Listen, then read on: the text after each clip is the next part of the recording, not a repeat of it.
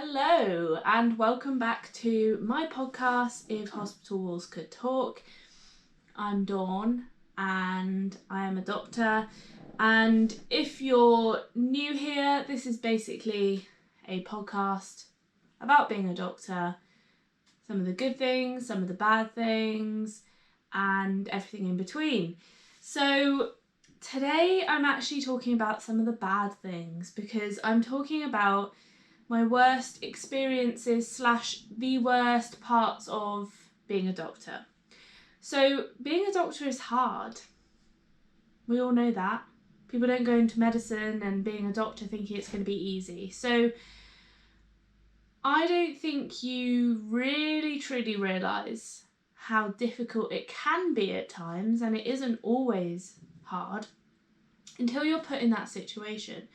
And I have a lot of people, mainly patients' relatives, who say to me, literally quote, "I don't know how you do it." So today I want to summarise some of my worst experiences as a doctor, and the worst parts about being a doctor and how I manage them. Now, this podcast isn't just for medical people, but obviously there is some kind of aim towards it, and I might be talking about things that non-medical people don't understand, but in terms of terminology. But I hope that it's useful for lots of different realms, medical students, doctors, and for those people who are just generally interested. I'm talking to you, mum and dad. No, but in all seriousness, people that are, I think it's just related to general professional life. It could be other medical specialties, veterinary, dentistry, or just general people. Okay, so they're not all experiences, but as in patient experiences, but some of them are kind of the aspects about being a doctor as well as experiences. I want to start with how I sort of entered into medicine, and that is a feeling of not being good enough. That is probably one of the first hard experiences as a doctor or a medical student or medical professional that I had to deal with, and that started from pretty much day one of medical school. You join medical school from being an A-star student, maybe an A student, but anyway, A-star A student in sixth form, and then you go from being this perfect 100% or 95% or 90% student to being just satisfactory. You might get, I think on my first exam I got 15% or something like that. So going from getting over 90% on all of my exams to getting 15%, which was actually quite good as a first year. So going from that to 15% and being satisfactory in quotes, because that was our grading system, was really difficult mentally. You go from being within a general population to being in a population of medics and doctors and people who are training you who are also doctors, and you're kind of one of the first things they said to us at medical school was, "Well done for getting here, you're something like top 1% of the country." Now I don't want to be like, pumping up my own head, but that's not really how I see it. But that is, if you look at it from that perspective, you can kind of see why the kind of going from being the top of something to being the middle of something can be quite a culture shock. As you progress through medical school, you are constantly compared to your colleagues in somewhat of a negative way. There's always something that you can improve on, or something that you did wrong and that you can improve on. And I'm not saying, I need like a gold medal for everything, but it's such a difference going from like, wow, you're perfect, or not perfect, but you're getting like nearly 100% on your exams and you're like top of the year, to this person did it better than you, this is how you could do it better next time. And you are, as a doctor, as a medical student, from day one, held to extremely high standards. You essentially, yes, you're still a student, but you lose you kind of, I don't want to say childhood, but you lose your like freedom, and not physically, but mentally. The way you behave is very much watched. It's controlled. And I really struggled with that, kind of going from being, you know, like running about like a 16-year-old to being in medical school and being like, right, now you are going to be a doctor, you have to behave like one. And that was, I'm not saying that as a bad thing, I'm saying it was just very hard to essentially feel like you'd lost your freedom and you had to grow up very quickly. And I can completely see why, as a result, people not necessarily shouldn't. I went into medical school at 18, straight from sixth form. I don't think that's the path for everybody. I think some people need that time to mature, and not only mature, but blow off some of that freedom and explore and travel and do some stuff. And that is why some people don't get into medical school first time. It's not because they're not good enough, it's because they need that time and space to mature. And then if you see it from that perspective, then you can kind of go into medicine feeling like, okay, I've got all of that out of my system, I'm now training to be a doctor. Because I would have been very upset had I not got into medical school at 18. I don't know what I would have done, but maybe I could have had a bit longer to blow off that naughty side. Wow, what a sentence. Okay, next on the agenda is, now we're kind of moving into being a doctor. So you've got through medical school and you're now an F1. So you're now a doctor, but you look extremely young. I qualified at 23. Everyone was like, and still is, I'm now 27, everyone's like, are you old enough to be a doctor? I'm like, yes, and I qualified 4 years ago, so thank you. But that just pays tribute to my moisturising regime, I think. But anyway, you become a doctor, and especially as a female, you are constantly not seen as a doctor. So I remember being an F1 in the emergency department, and my colleagues will also vouch for me on this one, because literally we were sat in one of the morning meetings, and an F1 is basically like baby doctor, like just out of medical school. So we're sat in this meeting in the morning of like maybe 20 people, all doctors, and I think some nurses as well, they come to, I think. And the consultants like divvy up where the doctors go in the morning, and the consultants literally go, okay, how many doctors do we have? And I'm not joking, they literally completely ignored us. It would be like, okay, 1, and then like skip 2, 3, 4, and we'd all be sat there like, did we not go to medical school and qualify? Like, it just felt really degrading, and it kind of, you don't feel valued, I suppose. But furthermore, I do think this gets better as you get more senior. So I don't tend to get that anymore. And actually, sometimes, weirdly, I've had it where the consultants have been like, okay, Dawn, you're the most senior doctor on the ward. And I've been like, oh my God. Like, that's a little bit freaky. Because I'm essentially like 4 years post-graduating now. So you kind of, you're like, you start supervising F1s and F2s, like not as a formal role, but if you're on the ward, that kind of just happens, because I do think being a doctor is all about experience, and that is why consultants lead the way. It's just time, it's how long you've been doing it for. But another thing that will constantly happen to you as a female doctor is being called a nurse. Now, I'm not saying that being called a nurse is a bad thing. I'm not saying I think nurses are not as good as doctors.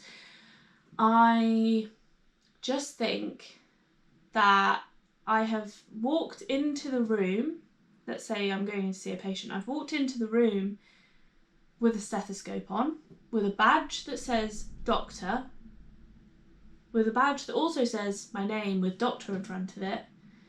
I then walk in, proceed to introduce myself as a doctor, proceed to take the history, examine, then come up with a plan, to only then be asked, when is the doctor coming? And you're kind of like, did you not listen to the whole like half an hour that we just spent? And I've played around with a few different ways of trying to approach this, and to be honest, again, I think age comes into some of it. If you're young and female especially, people just think you're a nurse because you look too young to be a doctor, and everybody thinks that you have to be like training for 10 years. And I think when you first walk into the room, nobody really listens to what you're saying. They're like looking at you and kind of analysing what's going on, and subconsciously they are thinking about all of that. So, you know, I've gone in and sometimes they just don't hear the first part of what you say.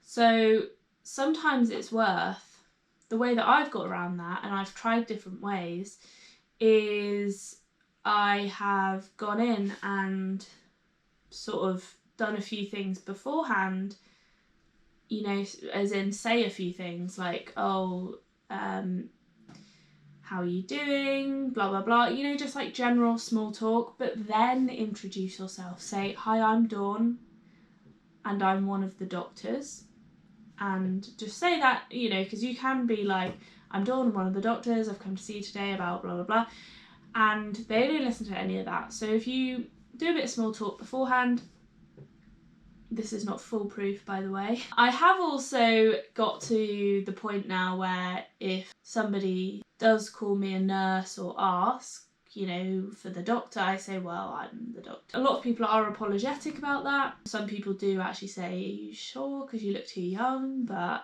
I don't mind that. And that seems to have worked, because what I used to do is I used to go in and go, hi, I'm Dawn, I'm one of the doctors. And then by that point, they've not listened to anything you've said, or, you know, they're thinking about something else. You've interrupted whatever they're thinking about, and then they've got to comprehend you coming in. Okay, next, you're an F1 or an F2, or I don't know, a junior doctor, and you're working on a very busy ward.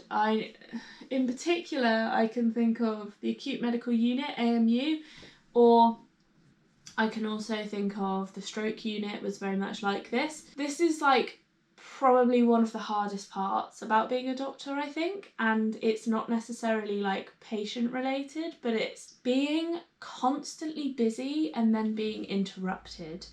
And I find this very difficult mentally, especially, and it's really challenging. I still find it really hard, especially if you don't know the patients. That makes it even worse, because the mental agility you have to be able to constantly move from difficult, complex thought to another complex thought to another complex thought, and then back again, and then to a different one and back. And it's like you're constantly, if you think about your mind, like the Ministry of Magic, where if you're not a Harry Potter fan, you won't get this, but there's basically like in, I think it's the Order of the Phoenix, there's this like room that spins when they go to find Sirius, who's been like who's being tortured theoretically.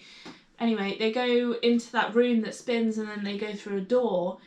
Imagine your mind is that spinning room, a bit like a carousel but really fast, and you have to go into that door, and then every time somebody interrupts you, you have to come back through that door into the spinning room and back out again into a different one. And that is like how I see moving, or maybe even you're through the door as a maze and you're trying to figure the maze out, and then you have to get back out that maze into spinning room and then back into another maze and try and solve that one. Now, some mazes are easier than others, but imagine the time that you spend coming in and out, if that time was spent on concentrating on one thing. That is the kind of analogy that my brain goes through when I'm constantly being interrupted when I'm really busy. It's extremely tiring. It's also extremely frustrating, and that often comes on from pressure from the nurses being constantly asking you stuff, but that pressure either comes from patient acuity or, generally not, but as in how sick patients are, or patients asking for stuff, that's what I mean by patient acuity, or family members, or it comes from pressure from bed managers and site managers and senior nurses who are trying to move the hospital onwards. Now, that pressure then filters down towards the nurses, who then are under pressure and then put you under pressure, not in a bad way, like just through the nature of the beast, but they then put you under pressure trying to get things done. But as a result, I think it slows you down. The more pressure you're under from somebody and the more you're getting asked stuff and the more interruptions you have, the slower things go. Now, I've tried to find out ways to work around this because I find it extremely challenging. A couple of ways that I've gotten around it are getting a physical jobs list on a piece of paper. It doesn't have to be fancy, just even a piece of paper with a couple of headings on it. Stick it next to you and the nurses can write all of their jobs, patient, bed, name, etc. And then they don't have to interrupt you when you're in the middle of something, because it's not only your mind that has to come out of this maze or system, it's the computer. You have to then click out of everything, log back in. It just takes so much time. So if you've got a good rapport with the nurses, or you're confident to do that, because I imagine some people wouldn't be confident to implement a new system, which is fair enough, then definitely do that, because I've found that it works. You do get less interruptions. You do have to get people on board with this system though, and people are so used to just interrupting doctors because they want to know that their point is heard, and to them their thing is the most urgent or the highest priority because it is in their sort of bay or world. But I've also, what you need to make sure of is that yes, people know about that system, but also that people know to tell you if something really is urgent, if somebody's unwell or they're concerned about them. Not if they think something's urgent as in like, oh, a discharge summary needs to be done. Like, yes, I understand a lot of the things here are urgent, but is it if somebody's sick or you're concerned about them, then please let me know. And I wrote that on the top of the piece of paper, just please let me know if actually you need me to come and see, because if you need me to come and see somebody, because I was worried that people would just write patient has a new oxygen requirement on this piece of paper and then just walk off. But yeah, thankfully it worked quite well. Funnily enough though, actually the other day on Friday, I had like 20 patients to myself, which is a lot. Bear in mind that doctors should really have like 10 on a ward, like a ward. If you're on call, you obviously have a lot more, but you don't have to do a ward round. So I had like 20 patients, but I got everything done because the nursing staff was so short that they weren't constantly interrupting me, asking me to do things. I just got on and did them, and it weirdly worked quite well. But I mean, something weird was going on Friday. There was like no staff in. I don't know where they all were. A lot of people went off sick, and I don't know, very, very strange. But it was eerily quiet in the hospital. So, what is next? Okay, I think one of the biggest things that people think of when they think the worst thing about being a doctor is seeing death a lot and being involved in death. And in a bit later I'll talk about telling people that they're going to die, but we'll do that one last, because I think as a more junior doctor you probably don't tell people that as much, but as you get a bit further on I think it becomes a lot more present. So seeing death a lot. Now, I kind of segregate death into a couple of categories in my head. Like, I've only just thought about that, but it kind of, you have the expected deaths, and then, like 90-year-old dies of old age, or, unrecoverable infection. And then you have the kind of unexpected deaths, or most people would say shouldn't be dying. Okay, so for example, I've unfortunately seen a lot of these. Thankfully though, they are rare, but we obviously see it. So although it's rare in the general population, we see a higher concentration of younger people dying. So for example, I think some of the most pertinent ones are the ones that are under 40.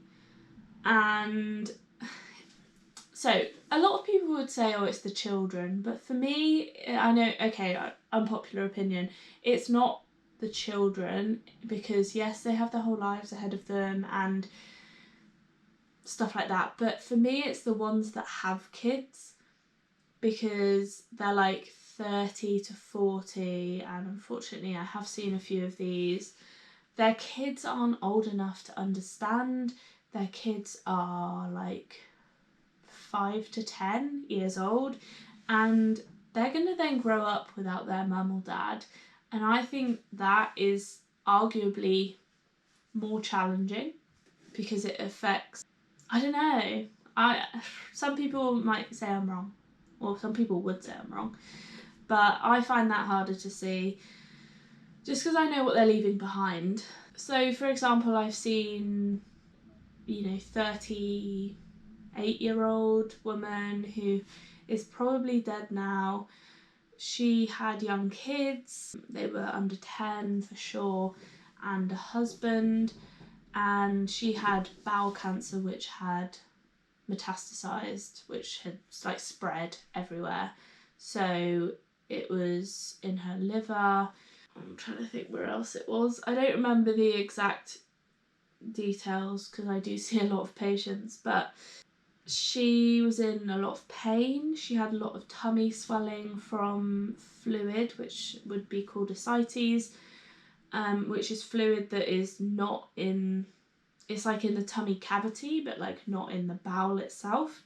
I think she had, what had happened to her? I think, she had bowel cancer, and she had a perforation, and then she had a collection near that, and I think it was whether she got that drained, and she'd had multiple abdominal drains. I think she was so done, like, with life. It was a lot of pain for her, but obviously she wanted to live for her family, and that was a really challenging one. And there have been a few like that. And weirdly, and we're not sure why yet, but bowel cancer in under 40s, sort of 30 to 40, is more common, like bowel or rectal anal cancer. We're yet to find out why, but it's on the increase. There have been a few other prominent patients that I've thought of, and some of the other ones include some of the pancreatic cancers that I've seen die that have been like 50 or 60 or late 60s. And the saddest part is, number one, they're leaving obviously they die very quickly, they're leaving their partner behind. This 50-year-old man had, again, young kids. No, was he 50? I think he was just before 50, and we were like, oh, is he going to make it to his 50? I think he died like 49 or just over 50. And I can't remember where I was going with that, but I have seen a lot of youngish, for me anyway, youngish people die. I have previously, in a few episodes ago of this podcast, talked about the autopsy, which was, I think it was my experiences with death. I can't remember what episode it was, but that was my worst experience, maybe, of my medical career. So go listen to that episode if you haven't already. And I think another one that affects you quite a lot as a doctor is seeing people who die or who are unwell or that bad things happen to, that remind you of you or your family, or in some way that you can kind of connect to that. And maybe that is why I'm kind of less bothered about kids and stuff, because I don't have kids. So it's like, I just said about when young people die, and how I think it's worse when it's parents rather than the children. That might be because I don't have any kids, and I know for some people who have got kids, watching, not that I've ever watched any kids die, they usually die in the hospice or at home, but I've heard of some and known some that have died. But I think it probably affects people who have kids more. And I think I've had that with some people, where some patients have reminded me of my family or people that I know, and that's been really hard. So I guess, how do we get through that? And people know very commonly that doctors are extremely well known for their dark humour. We talk about death and dying and joke about it in kind of a pretty dark way, which I would not repeat on this podcast, but because I don't think the majority of people would appreciate it. But that is probably one of the ways that doctors do get through it, is to manage it with dark humour. I will not, like I said, I won't repeat any of the jokes that have been made. I'm not saying, I don't think they're PG at all, but it's just a way that people handle these awful situations, so please forgive us. Another way that people do remove themselves from seeing death a lot is, there's a couple of words for it, I suppose, is detachment or dissociation. And I'm not necessarily saying that this as a subject or as a scenario, no, as a concept is a good thing. I'm not sure detaching from your emotions is a good thing, but I think acutely, in the kind of acute phase and trying to deal with that situation, detaching from the situation or dissociating, I'm just going to use those words interchangeably, may be sort of beneficial in that situation. You don't want to be breaking down at every patient that you see thinking, oh my god, this is really awful that they're dying, and you do kind of just get used to it and kind of detach yourself, and it does sound horrible, but detach yourself from the situation. And when you start thinking about, you know, attaching kind of semantics to it, like meaning, and thinking about their family, and do you know what I mean, like delving more deeply into it, that is when it affects you more. So I think a lot of medics cope with it by detaching themselves from the situation, but that is not to say that detachment and dissociation from emotions and difficult situations is a good thing in the long term. I'm just saying in the acute phase, in the sort of whilst you're dealing with it, might be a good idea.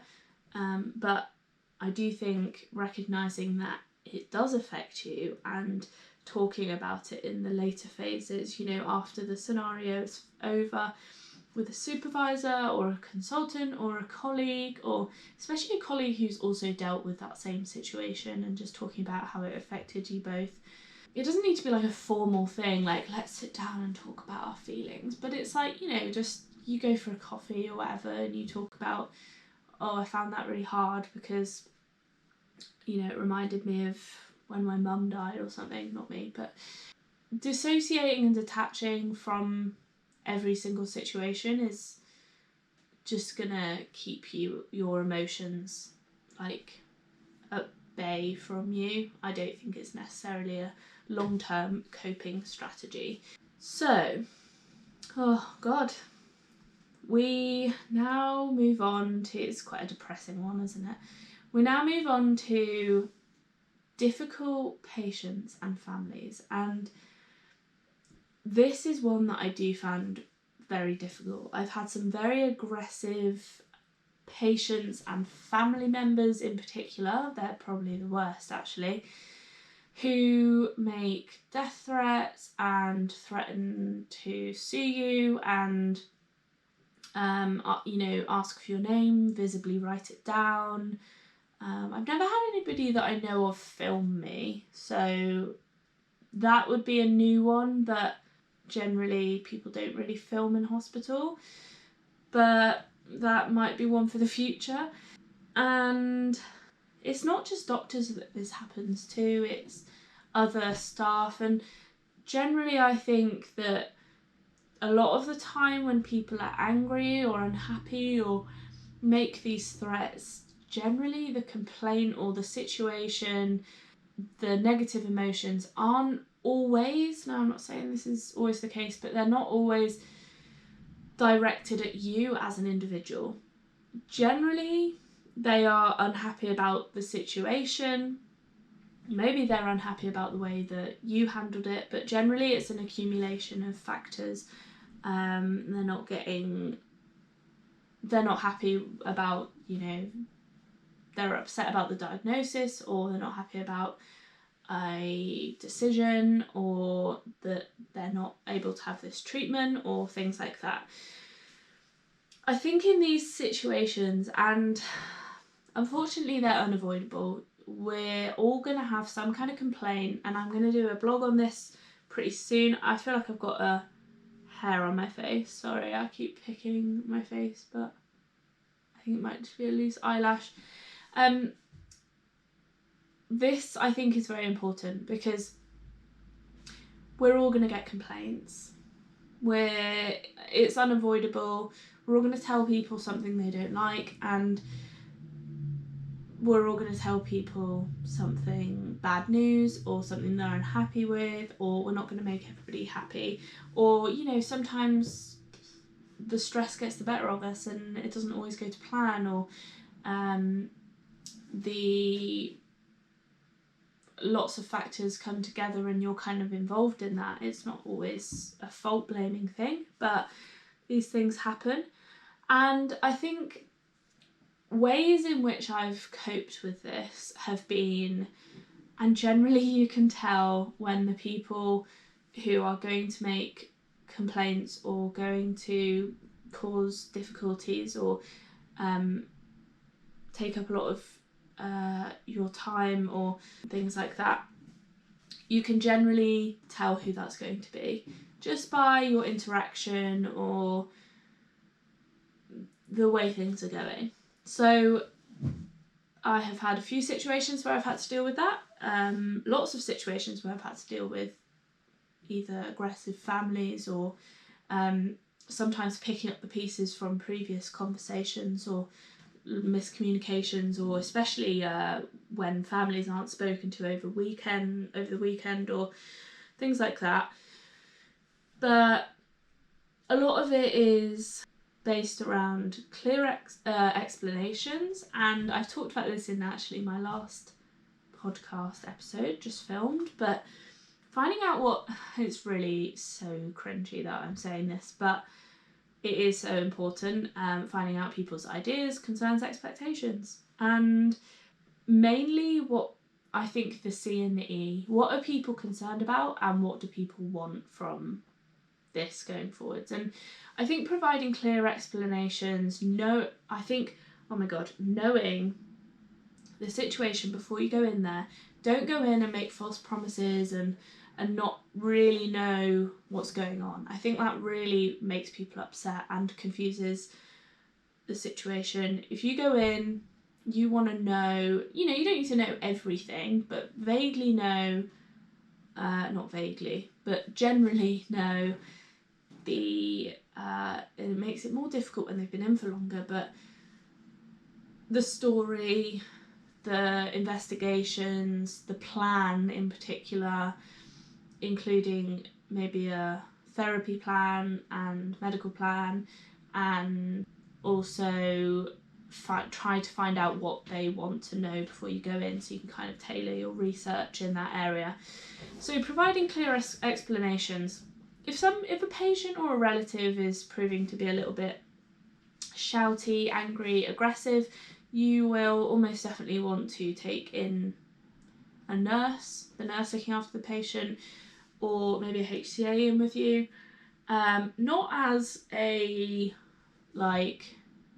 brute force thing, like we're coming in, but as a familiar face for the patient, and also as a kind of handhold for you, like a mental handhold, but also, to kind of act as an impartial advocate between both people, and to say, okay, to kind of unbiasedly relay the information that happened in that situation. So that then leads on to documentation. So I like using kind of quotation marks to kind of get the vibe of the conversation, and also explaining things in a factual manner. So there's no point in writing in the notes things that are opinion based. So the patient was, I don't know, I'm trying to think of an example off the cuff here. The patient seemed upset that I said this. Instead, say, I said this, the patient then became upset and shouting, saying this, quote unquote. That is a lot more objective, and you're kind of not creating your conclusions from what you've written, if you see what I mean. I probably should have mentioned this one earlier, but I've always found that meeting anger with anger just never works, obviously, but trying to meet anger with kindness and time and more of a empathetic approach does you favours, and the patient and the relative favours in the long term, although it can be very hard to kind of come in at a softer level when you're being shouted at. So I fully appreciate that it's difficult, but it will definitely benefit everybody. It calms the whole situation down, and I've always found that generally, as a whole, difficult patients and relatives come from a place of fear, not always, obviously sometimes it happens, but usually not from a place of hatred. It's usually a place of being scared or being fearful of the situation. Okay, moving on. So next is expectation. And when I say expectation, I mean expectation from the public, from nurses, from maybe yourself, to know everything, to be able to cure and treat everything, and to be able to have an answer for everything. I still very much struggle with this, not gonna lie, because I struggle when a patient is asking you or a relative is asking you why. We don't have an explanation for everything. If somebody has, for example, abdominal pain, there are a lot of abdominal pain causes that we can rule out, but once we've ruled them out, we don't always have an answer. I think being comfortable with not knowing does definitely come with experience, and although the patients and relatives may not like it, sometimes we do have to explain that we don't have an answer for some things, and it's managing the expectation that they may leave hospital or may leave your consultation without a diagnosis. It's a tricky one to manage, but I think if in your head and, you know, in the course of their stay or you looking after them, you have ruled out all the serious causes, you can reassure that nothing serious is going on, and safety net just to come back if anything gets worse or anything changes. Be a bit more specific about that, obviously, depending on what the symptom is that they've come in with. But, you know, sometimes and it's just explaining, sometimes we don't find a cause right now, but as things progress, that makes it sound really bad. As time moves on, more symptoms may come to light and things become a bit more clear. So I've got the final one, and that is, and I spoke about this earlier, that is telling people they're going to die. Now, this is probably one of the most frequent things that people say to me as a doctor, as in, what do they say?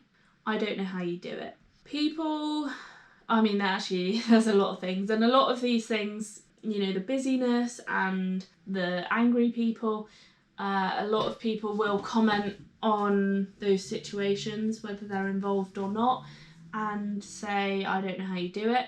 That's a really common phrase. But telling people that they're going to die, probably one of the top I don't know how you do it phrase initiators.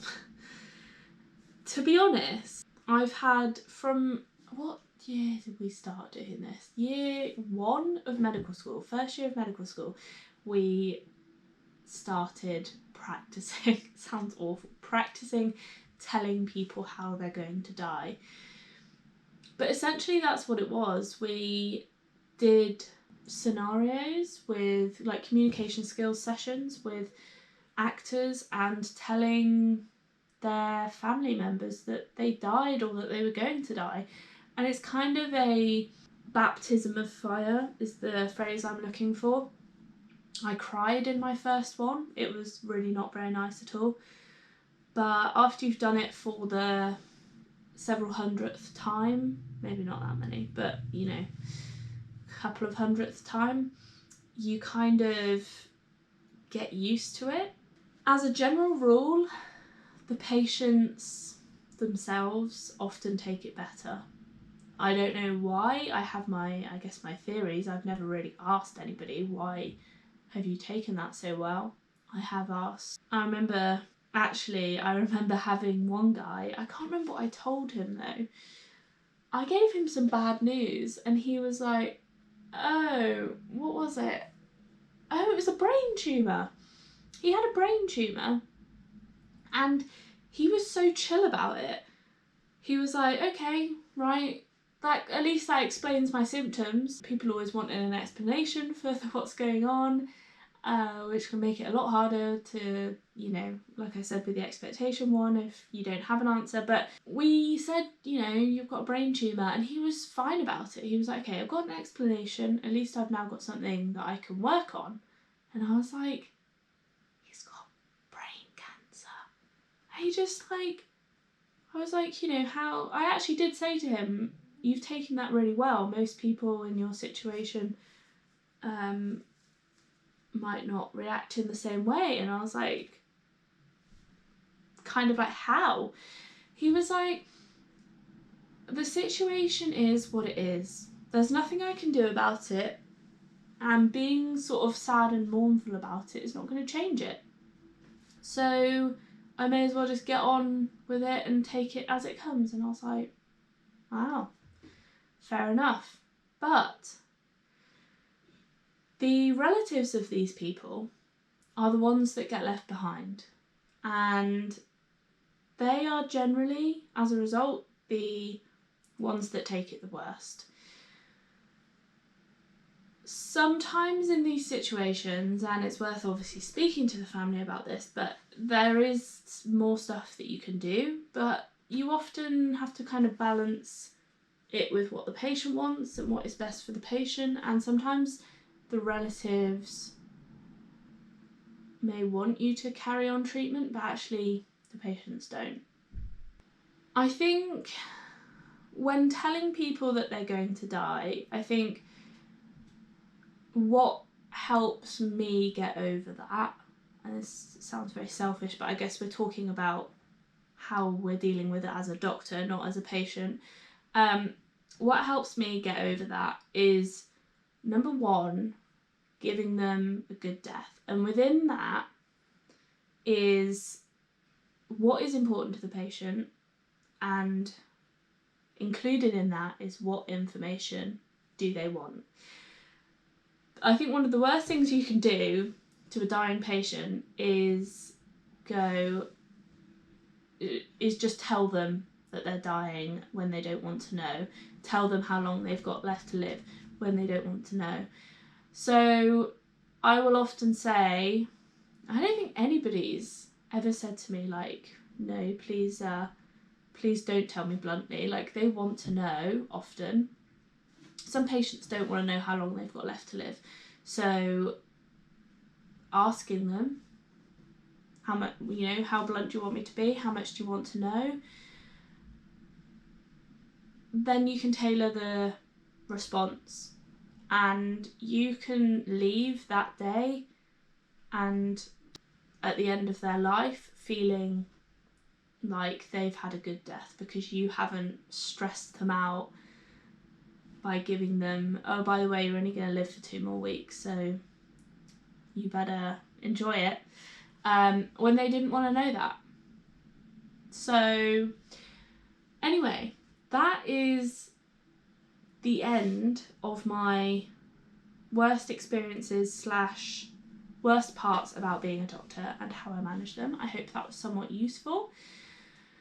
If you have any comments about that, please send me a message on Facebook or Instagram, and my email is contact@diariesofadoctor.com.